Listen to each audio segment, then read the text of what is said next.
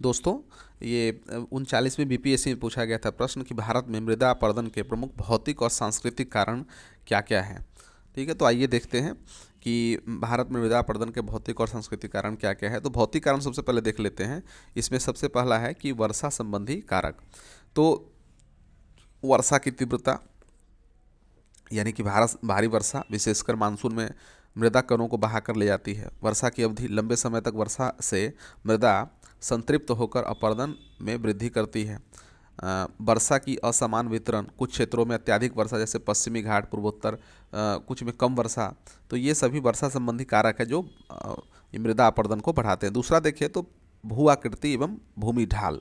पर्वतीय और ढालू भूभाग, हिमालय, पश्चिमी घाट, पूर्वी घाट में ढाल के कारण तीव्र अपरदन होता है। और नदी घाटियों का कटाव, नदियों के द्वारा किनारों का कटाव होता है जैसे ब्रह्मपुत्रा में, कोसी में। तो ये है भू आकृति और भूमि ढाल भी एक प्रमुख कारक है मृदा अपरदन का। तीसरा देखिए भूमि की प्रकृति। मृदा की बनावट जैसे बलुई मिट्टी मरुस्थलीय में कम सामंजस्य, आसानी से बहा कर ले जाती है।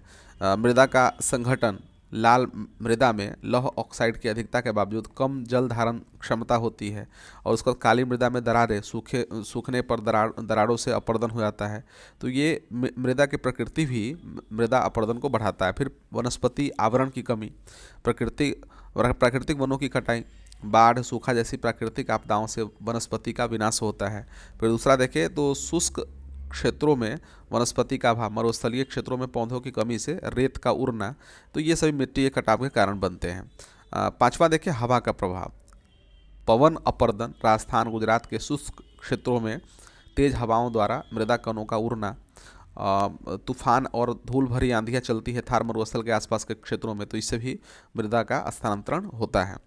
तो हवा से भी अपरदन होता है। फिर देखिए नदियों का प्रवाह, नदी कटाव, हिमालय से निकलने वाली नदियाँ गंगा, यमुना, ब्रह्मपुत्रा द्वारा तीव्र कटाव होता है। बाढ़, नदियों के किनारे उपजाऊ भूमि का बह जाना, तो ये नदियों के प्रवाह की वजह से मृदा अपरदन होता है। फिर भूगर्भिक कारण भी है। चट्टानों के प्रकार, जैसे नरम चट्टानों जैसे बलुआ पत्थर का शीघ्र इसमें कटाव होता है। भूस्खलन, पहाड़ी क्षेत्रों में भूस्खलन से मृदा का ऊपरी परत का ह्रास होता है। तो इस प्रकार से हम लोगों ने ये देखा भौतिक कारण है मृदा अपरदन का। और आप जानते हैं कि मृदा अपरदन का अर्थ क्या होता है।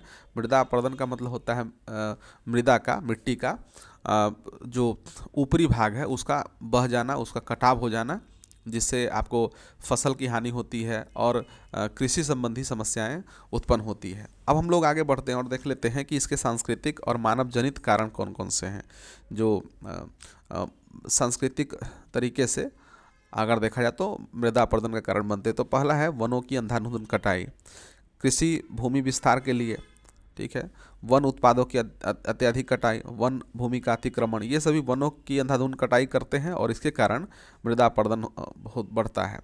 जैसे कृषि भूमि का विस्तार में देखिए झूमिंग कृषि, पूर्वोत्तर में स्थानांतरी कृषि, वन उत्पादों की अत्यधिक कटाई, लकड़ी, ईंधन, चारे के लिए वनों का दोहन करना, वन भूमि का अतिक्रमण, बस्तियां, उद्योग, सड़क निर्माण हेतु वनों को सफाया करना।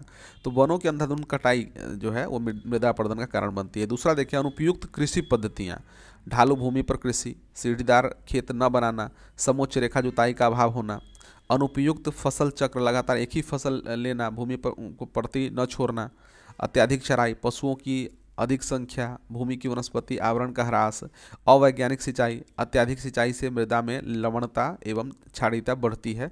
तो ये अनुपयुक्त कृषि पद्धतियां हैं जिसकी वजह से मृदा अपरदित होती है।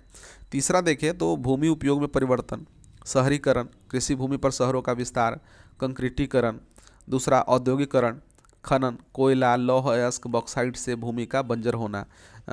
फिर है अवसंरचना विकास, सड़क, बांध, नहर निर्माण से मृदा संरचना का विनाश होता है। तो ये भी है कि भूमि उपयोग में परिवर्तन के कारण मृदा अपरदन हो रहा है। फिर जनसंख्या दबाव, भूमि का विखंडन, छोटे छोटे खेतों में तीव्र कृषि दोहन हो रहा है।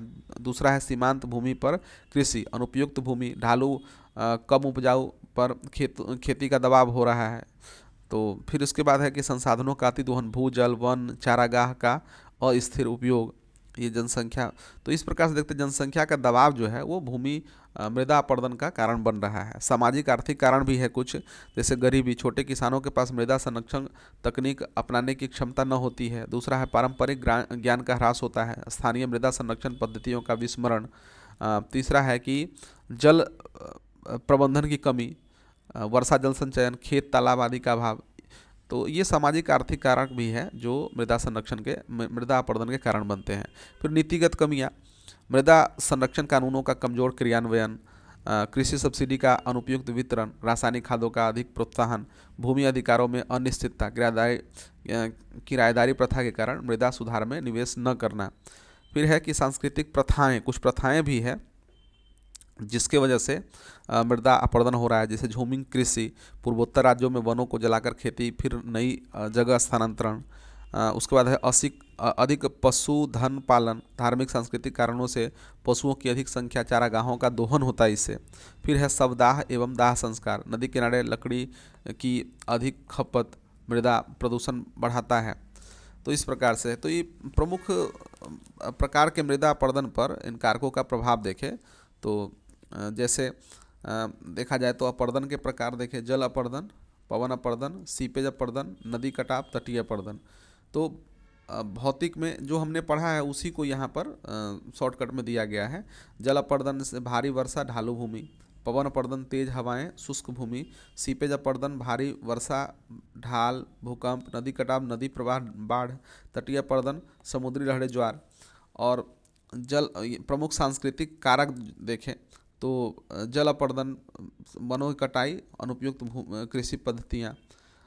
उसके बाद है कि अतिचारण, वनस्पति आवरण ह्रास, और यहाँ सड़क निर्माण, खनन, वनों की कटाई, नदी किनारे अतिक्रमण, बांध निर्माण, तटीय निर्माण, मैंग्रोव का विनाश।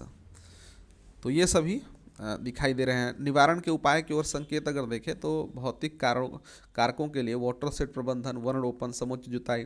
सांस्कृतिक कारकों के लिए कृषि शिक्षा, नीति सुधार, सामुदायिक भागीदारी, टिकाऊ कृषि को प्रोत्साहन देना।